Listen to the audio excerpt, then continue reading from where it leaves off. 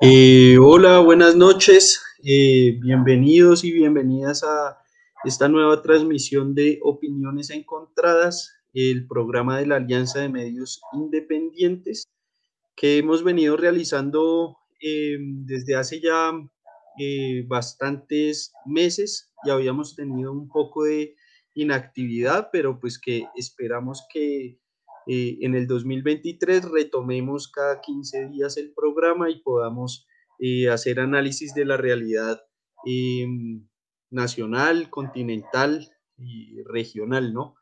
El día de hoy, pues, es nuestro programa de cierre. Vamos a hablar un poco sobre el, el segundo ciclo progresista que ha iniciado en nuestra América. Y pues antes de eso, pues abordar un poco la situación de nuestro hermano país, Chile. El día de hoy estamos con Raúl Civechi, quien viene desde Desinformémonos. En un momento se conectará Yanni Vallejo del grupo Cavilando y pues yo soy Felipe Martínez de Desde Abajo. Entonces, hola Raúl, ¿cómo estás? Buenas noches, ¿cómo estás, Felipe? Un gusto volver a estar aquí en nuestro programa de la Alianza de Medios Independientes que comenzamos durante la revuelta colombiana y bueno, luego, como es lógico, tuvimos algún hueco, ¿no? Algún tiempo de no conectarnos por dificultades de cada uno y de los colectivos. Pero aquí estamos, creo que es para empezar hablando de Perú, ¿cierto, Felipe? Sí, pues sería un poco, pues hacer un contexto de esta nueva situación de desestabilización política en Perú, que como sabemos es un país que viene de un régimen desde el fin desde el 2000 como tal en adelante, pues en una crisis constante política, pues por no la no superación del Fujimorismo y sus implicaciones, ¿no? También como por la falta de una alternativa de gobierno popular y pues estamos ahorita en un escenario muy crítico del país. Entonces, ¿qué nos puedes contar de esta situación? Bueno, la coyuntura es lo que vienen informando los medios. Un gobierno de Pedro Castillo que desde el primer día fue duramente acosado por la ultraderecha fujimorista, heredera de la dictadura de Fujimori. Fujimori está preso por violación a los derechos humanos, por corrupción, tiene unas cuantas causas. Y Fujimori, que gobernó el país entre 1990 y 2000, terminó en la cárcel, dio un autogolpe. Pero bueno, el Fujimorismo sigue vivo y desde el primer día que ganó las elecciones, hace 1 año y 5 meses, Pedro Castillo, la ultraderecha ha intentado derribarlo por todos los medios. Finalmente, Pedro Castillo, como lo iban a destituir, ya estaban los votos para destituirlo en el Parlamento, da un autogolpe, cierra el Parlamento en una medida suicida totalmente, termina preso, pero el contragolpe de la ultraderecha es respondido por amplios sectores del pueblo peruano, sobre todo en el sur, pero ahora ya en toda la geografía peruana, con movilizaciones, con exigencia de cierre del Congreso y de convocatoria inmediata de elecciones, y con bloqueos permanentes de rutas, tomas de aeropuertos, etcétera, que se han cobrado hasta ahora 18, 20 víctimas. Las noticias son un poco confusas y contradictorias porque la situación está desarrollándose, pero hay estado de emergencia, estado de toque de queda y una represión muy fuerte a cargo de las Fuerzas Armadas del Perú. Eso es la coyuntura, pero el trasfondo es mucho más duro. El trasfondo del mediano plazo es que en los últimos 5 años hubo 6 presidentes, ¿verdad? O sea, Ujú. una profunda inestabilidad en el Perú. Desde que se recuperó la democracia en el 2001, todos los presidentes, empezando por Toledo, luego Humala, han sido acusados de corrupción y varios de ellos procesados, otros fugados. Alan García, cuando lo iban a detener, se suicidó hace unos años, poco antes de la Ujú. pandemia.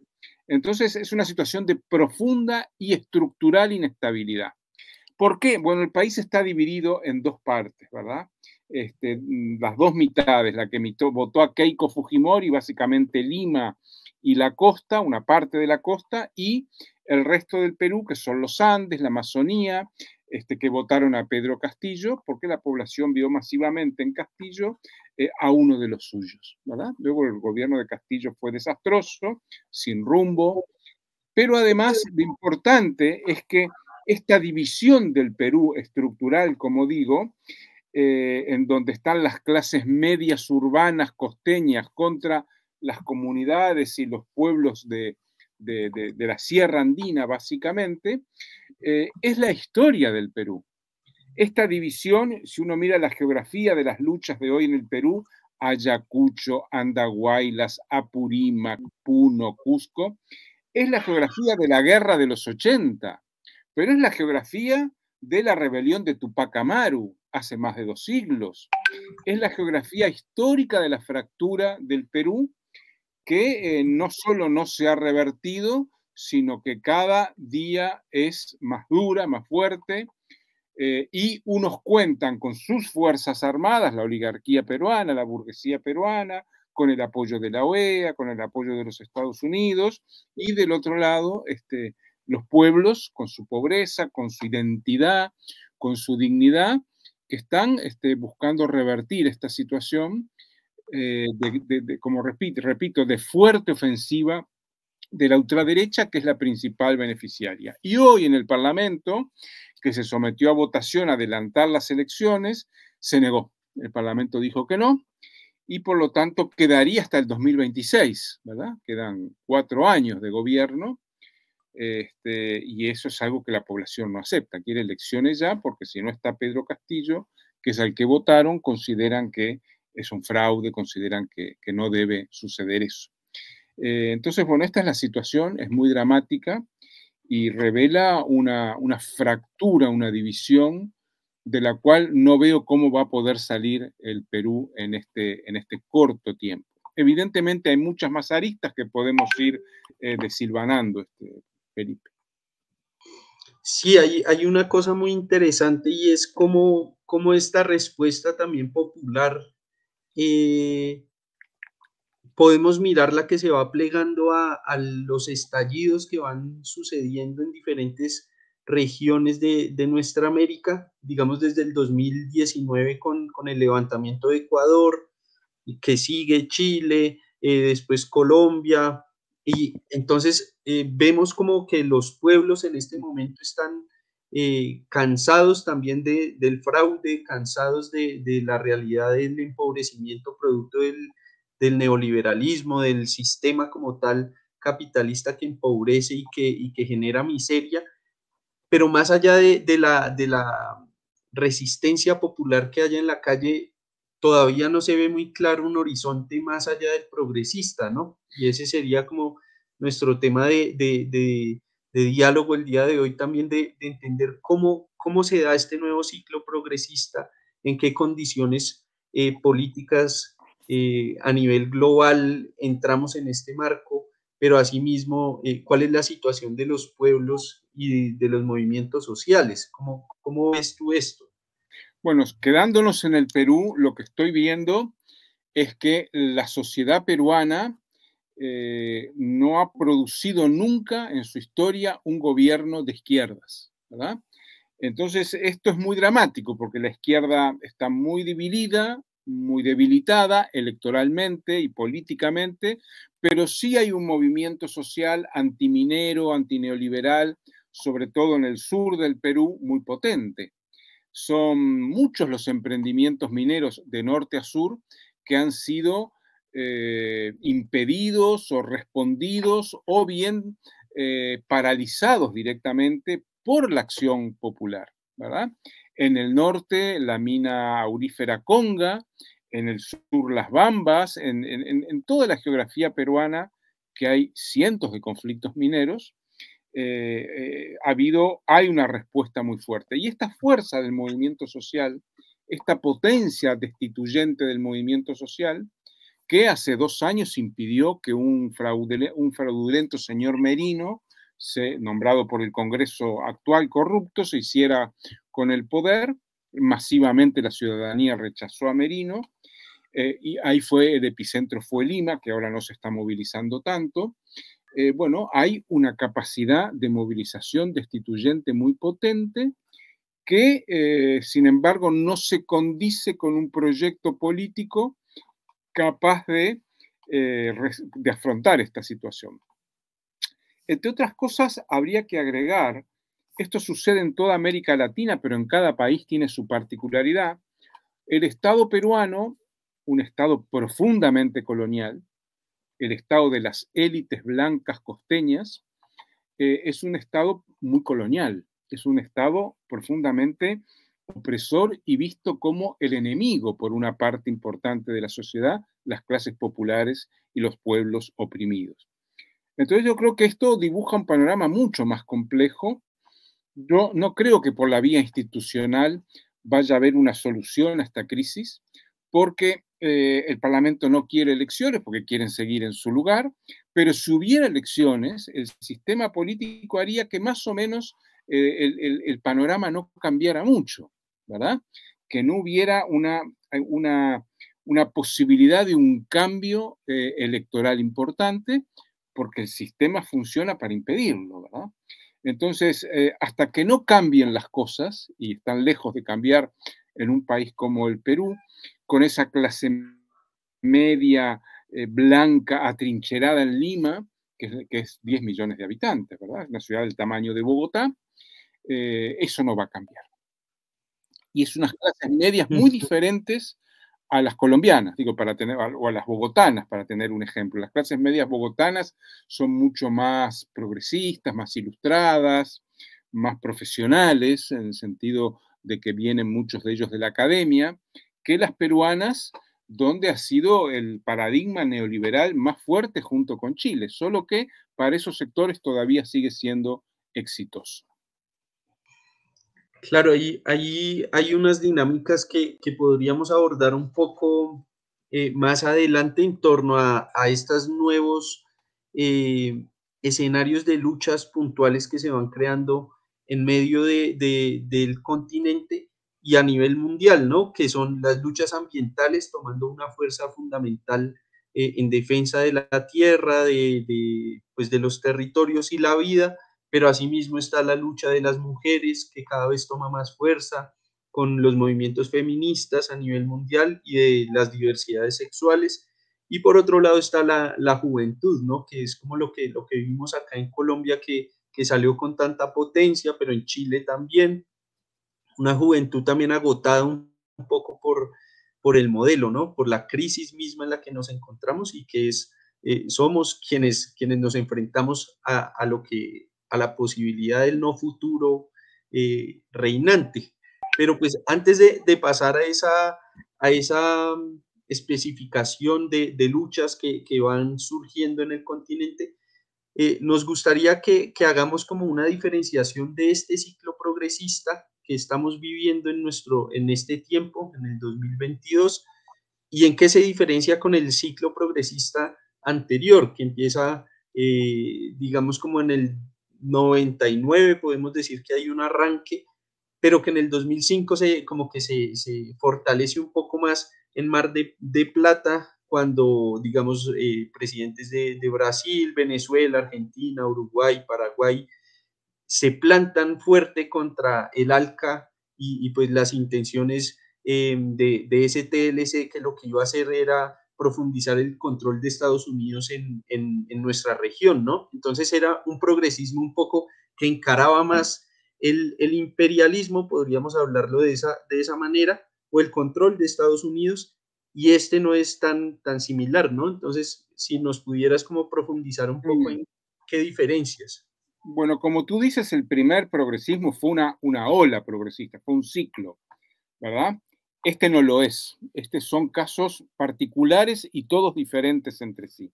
En el primer ciclo hubo una confluencia de importantísimas luchas de masas, el Caracazo, la guerra del gas en Bolivia, la guerra del agua también en Bolivia, levantamientos en Argentina en el 2001, el movimiento piquetero, etcétera, etcétera. Una confluencia de una potencia destituyente de abajo, antineoliberal, antiprivatizadora, y una serie de gobiernos que llegaron en ancas montados en esa movilización y que buscaron cambios importantes. salvo el de Hugo Chávez, que sus cambios los intentó, pero se frustraron, por razones que no vamos a discutir ahora, pero muchas son limitaciones internas y otras imposiciones externas, pero los cambios estructurales en ningún caso llegaron. Hubo cambios en cuanto, y esto es importante, en este primer ciclo, a un aumento de la renta salarial, aumento de los ingresos de las clases populares, cuotas para las personas de color en las universidades, mejora del nivel de vida de la población durante un tiempo, pero sin reformas estructurales, sin cambios de fondo, sin reforma agraria, sin reforma urbana, sin una reforma tributaria de fondo que permitiera modificar la estructura impositiva y la recaudación del Estado. En fin, una serie de reformas que no se produjeron y por lo tanto siguió siendo el modelo neoliberal extractivo, con un poco de mayor participación del Estado y cuando los precios de las commodities eran altos, un desvío de un pequeño porcentaje de esas commodities hacia programas sociales, que fueron los que ayudaron a mejorar la renta de los sectores populares. En este momento pasan dos cosas. Una, el escenario internacional ha cambiado profundamente y es un escenario de alta tensión, de guerra internacional, ¿verdad? No nos olvidemos que entre el primer ciclo y el segundo pasó la invasión a Siria, la invasión a Libia, la guerra de Yemen, la salida de Estados Unidos de Afganistán, la guerra comercial brutal con China, de Estados Unidos con China, y finalmente este año la guerra de Ucrania y todo lo que eso conlleva. Pero en segundo lugar, tenemos 15 años de gobiernos progresistas.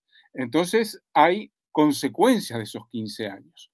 Una de las consecuencias, no buscada evidentemente, es que las derechas radicales se organizan muy fuertemente como en Brasil y provocan gobiernos como el de Bolsonaro o gobiernos no tan ultras como el de Macri en Argentina y así en cada lugar, o el golpismo boliviano con Yanine Áñez. Entonces, sí hay cambios importantes en el escenario local y los progresismos que llegan ahora al gobierno, salvo dos casos que hay que tratarlos aparte, tanto en Bolivia como en Argentina, como en Brasil, son mucho más light, incluso en Chile, que en el ciclo anterior, ¿verdad? Lula llega aliado con su enemigo, Geraldo Alckmin, que es el vicepresidente, que en aquel momento fue su oponente electoral y se llevaba muy mal. En Argentina, Alberto Fernández, frente a lo que fue Néstor Kirchner, hay una diferencia notable. O en Bolivia, donde el gobierno de Luis Arce no tiene un gran arraigo, tiene un gran apoyo popular, incluso llegó con una importante cantidad de votos, quizá más que Evo en la última elección, pero ya sin la fuerza y la potencia que tuvo el primer progresismo. Por eso yo digo que el primer progresismo marcó y el segundo es mucho más light. Pero hay dos casos que me estoy dejando, ¿verdad? Uno es México, el otro es Colombia, ¿verdad?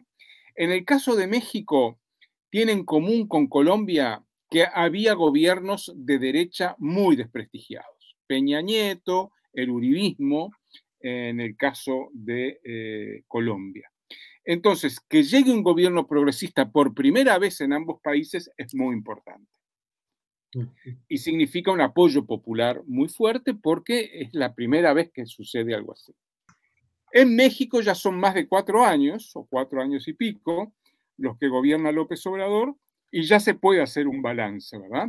Para mí muy problemático porque hay un aumento de la militarización exponencial decidido por el presidente, que le entrega las obras de infraestructura, Tren Maya, corredor transísmico a las Fuerzas Armadas, porque dice que entonces no se corrompen, y acepta que sean las Fuerzas Armadas las que controlen el orden público en México, ¿verdad? Y de esto podemos hablar un poco más luego, pero la situación es bastante, y la violencia continúa, ¿verdad? Y es un país donde la violencia está en un escalón muy alto, igual al que hubo en los últimos gobiernos, en concreto el de Peña Nieto. En Colombia es distinto, porque el gobierno de Petro y Francia Márquez acaba de llegar al gobierno. Entonces es muy difícil hacer evaluaciones cuando son meses los que están allí. Entonces yo creo que el gobierno de Petro y Márquez hay que esperar como mínimo un año para poder tener una distancia y decir, bueno, va en esta dirección o va en otra. Evidentemente esto es muy opinable, esto es discutible, pero evidentemente estando tan cerca en el tiempo de que asumiera, aún yo creo que falta que se asienten un poco las cosas, ¿viste? Y que pueda haber una mayores elementos de evaluación de este gobierno. Por supuesto, hay cosas que no me gustan, hay otras que no están mal, pero, insisto, creo que todavía es muy pronto. Hay dos temas centrales que me gustaría como que profundicemos un poco, y es que una de las razones para que como que el paradigma del progresismo haya tomado tanta fuerza era que pues aumentaba los niveles de vida de la gente de alguna manera, ¿no? De estos pueblos tan empobrecidos históricamente, pero esa mayor calidad de vida, como que uno mirándola de alguna manera es que se potencia la capacidad de consumo de la sociedad. Entonces, ¿qué relación realmente hay entre calidad de vida y capacidad de consumo? Pues más allá de esto, ¿cómo se da ese tránsito como un péndulo que entramos de progresismos a proyectos ultraconservadores de tipo Bolsonaro o Macri en Argentina o sí, digamos como de esta onda, hasta en Uruguay mismo hay unos casos similares? Y otro tema que podríamos hablar un poco más adelante es cómo el primer progresismo tenía digamos, como un proyecto un poco más sólido, que era esto que impulsa el gobierno de Chávez, que es la alternativa bolivariana para América Latina y el Caribe, el ALBA, que era como un movimiento un poco más fuerte, y en este no hay ni siquiera una muestra de algo similar, ¿no? Bueno, el problema es que el escenario ha cambiado. Entonces, evidentemente, al haber una política estadounidense mucho más fuerte que la que hubo cuando estaba Obama, o sea, cuando llega el primer progresismo, al haber una belicosidad internacional tan fuerte, los márgenes de maniobra son más estrechos. En el caso que comentabas del aumento de los ingresos de los sectores populares, eso es un hecho positivo, independientemente de que desemboque en mayor consumismo. Lo que pasa es que hay un problema que este ya no es de los gobiernos. La gente quiere consumir, la gente quiere gastar, quiere tener coche, quiere tener televisión plasma, quiere tener zapatillas de marca nuevas, los chicos y las chicas. Entonces, de alguna manera, eso avala la popularidad de estos gobiernos, ¿verdad? Porque ahora puedo comprarme un coche, una moto, un televisor y ropa de marca. ¿Está bien, está mal? Bueno, yo no soy quien para juzgarlo, ¿verdad? Porque me parece que no se trata de juzgar el deseo consumista de la gente, sino de constatar que el consumismo es un problema ambiental, social y político. Yo trato de ser lo más austero posible, pero no te puedo exigir a ti o a otro que sea también austero, ¿verdad? O sea, es un tema cultural en la cual no hay una buena y una mala. Hay diversas actitudes y hay una tendencia de las mayorías sociales a querer consumir.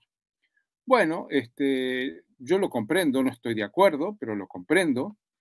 Pier Paolo Pasolini decía una frase que yo no me canso de repetir, que es que el consumismo es una mutación antropológica del ser humano. Entonces, ya, si te digo mutación antropológica, ya estoy colocando las cosas en un lugar muy fuerte, muy pesado, ¿verdad?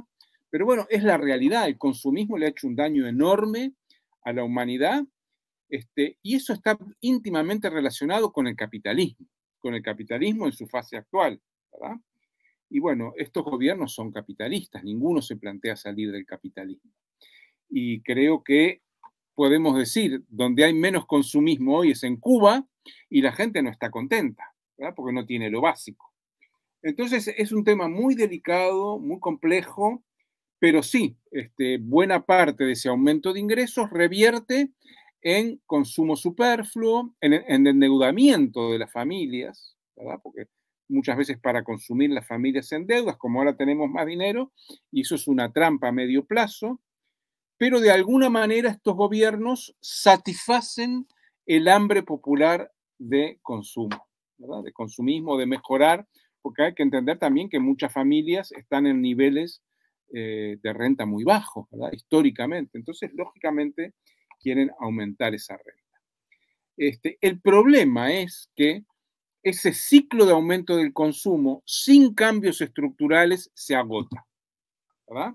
Se termina llegando a un límite porque la gente no se puede, y el país no se puede endeudar eternamente si no se cambia la matriz productiva.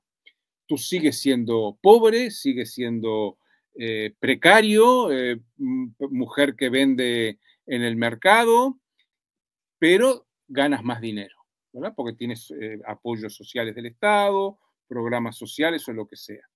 Pero tu lugar estructural no ha cambiado. Y eso es importante. El otro problema que yo le veo a los gobiernos progresistas, y es todo un tema a debatir, Felipe, es el problema de los movimientos sociales, que buena parte de los movimientos de los pueblos, de los pueblos originarios y negros, entran al Estado a cargos de gestión. Y tú sabes que eso en todas partes sucede y también está sucediendo en los países como Colombia, México, en todos los países que hoy tienen gobiernos progresistas. Y eso es Claro, un gran problema estratégico, diría yo, porque se terminan estatizando los movimientos y terminan siendo cooptados.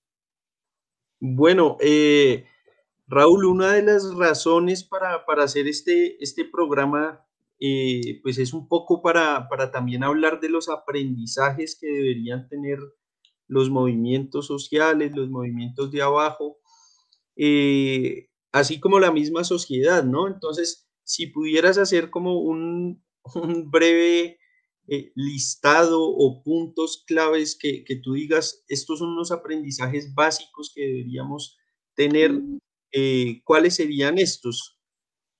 Bien, yo lo que diría es que en general los movimientos en América Latina están pasando situaciones muy complejas y una debilidad muy grande. No todo ello es responsabilidad de los gobiernos progresistas, ¿verdad? Hay algunos países donde el hecho de que los movimientos se hayan pegado tanto al Estado los ha debilitado en su carácter, no como estructuras orgánicas, sino en su perfil anticapitalista y antineoliberal. Eso es así, se debe a muchas razones. Una parte de ellas, sí, como dije, están vinculadas a la cooptación voluntaria por los gobiernos progresistas, pero otra parte se debe a la propia incapacidad de muchos movimientos de asumir los desafíos que plantea el antirracismo, o sea, el anticolonialismo y el antipatriarcado.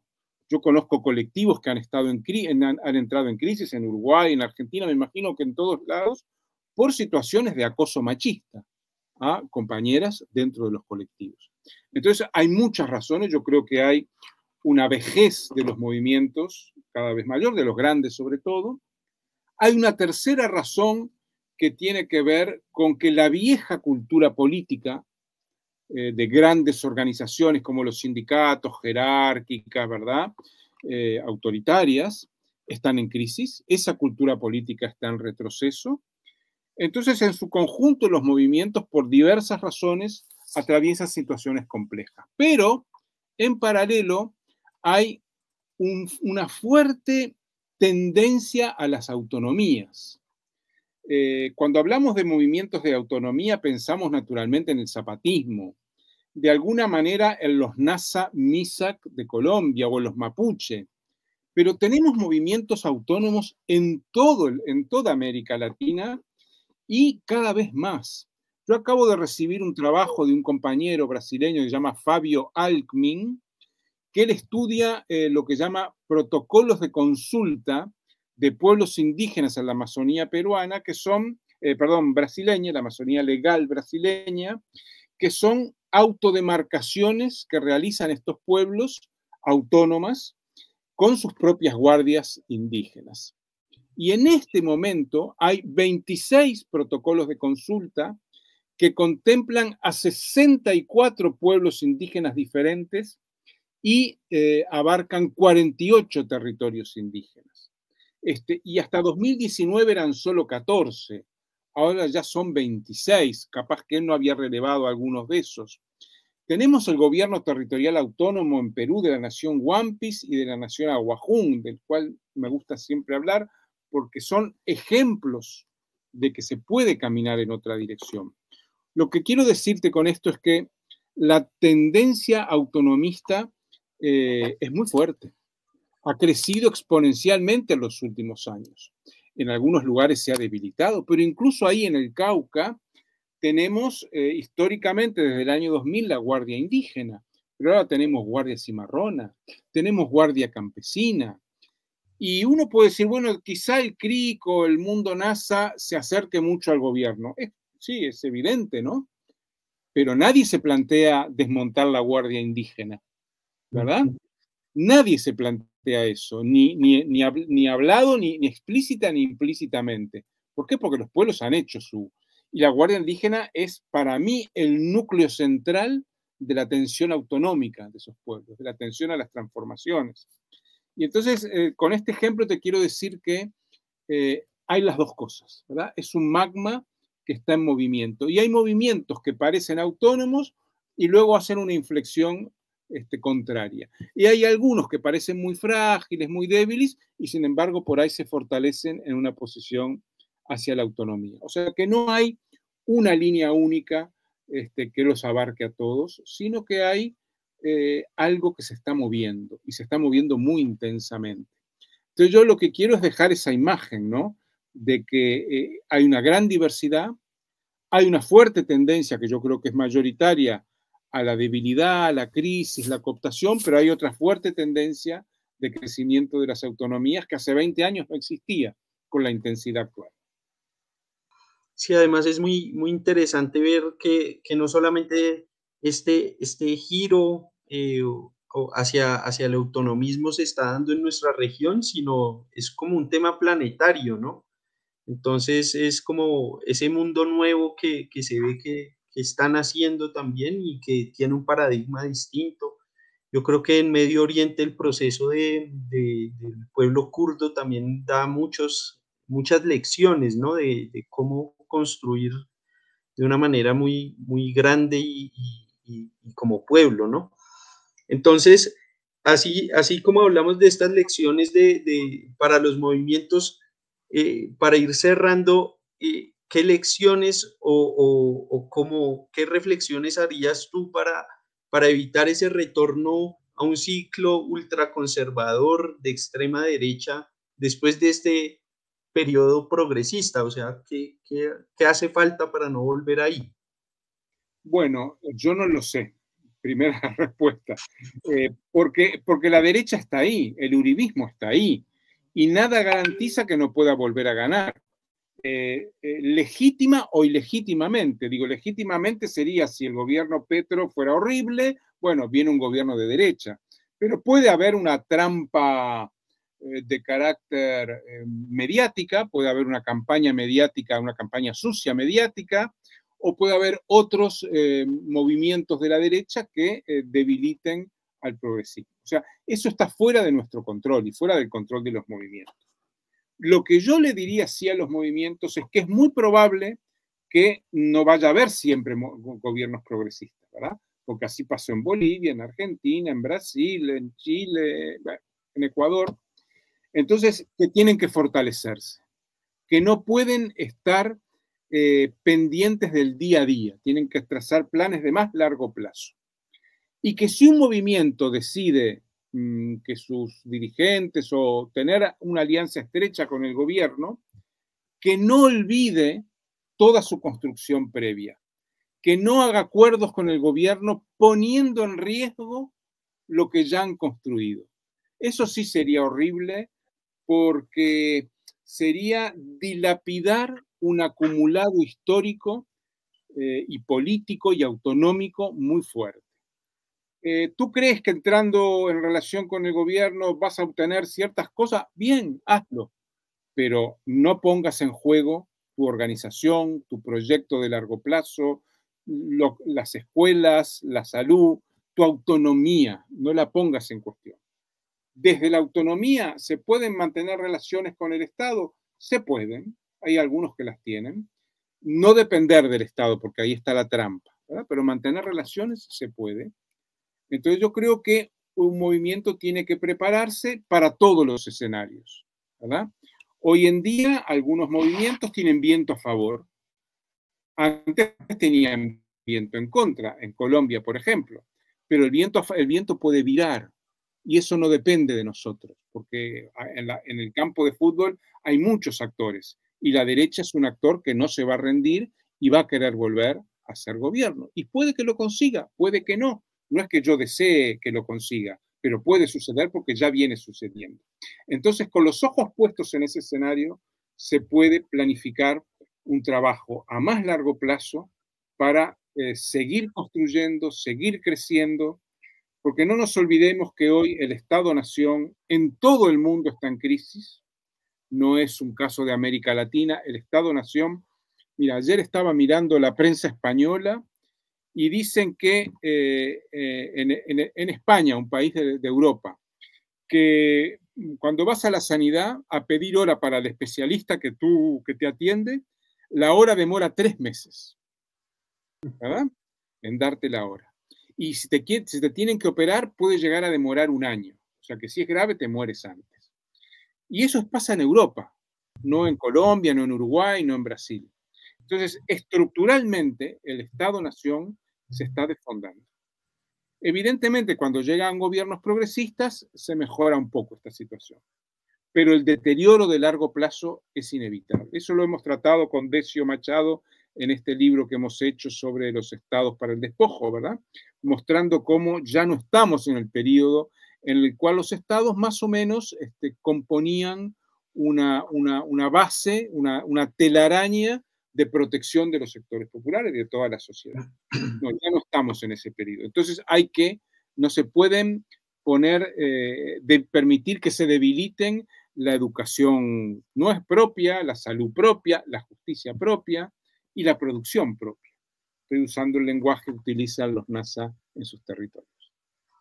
Sí, ahí además de esta crisis que ustedes han venido como analizando en este libro, yo creo que no hay que perder de vista también el tema de, pues nos estamos adentrando a un escenario pues de la caída de un imperio, ¿no?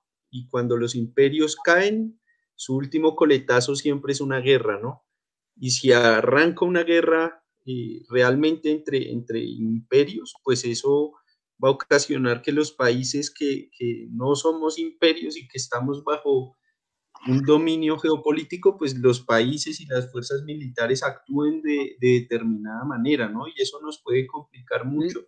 Y ahí hay que tener mucho aprendizaje también de cómo actuar y fortalecer también lazos de solidaridad de movimientos de abajo, pero a nivel mundial, ¿no? Fíjate que en el caso de 3 gobiernos progresistas recientes, Honduras, México y Colombia, el Comando Sur reaccionó muy rápidamente, negociando, planteando, ¿verdad?, acuerdos. O sea, no está planteado en ningún gobierno progresista romper con el Comando Sur, o sea, con el Pentágono. Esto es muy grave. No estoy haciendo una crítica, estoy diciendo que es grave porque lo es. Y porque Lula en el primer periodo progresista creó la UNASUR, ¿verdad?, la Unión de Naciones del Sur, que tenía un sector de defensa que se le llamó la OTAN Sudamericana, ¿verdad? Ahora eso ni pasa por la cabeza porque la presión de los Estados Unidos es muy potente, muy, muy asfixiante para estos gobiernos.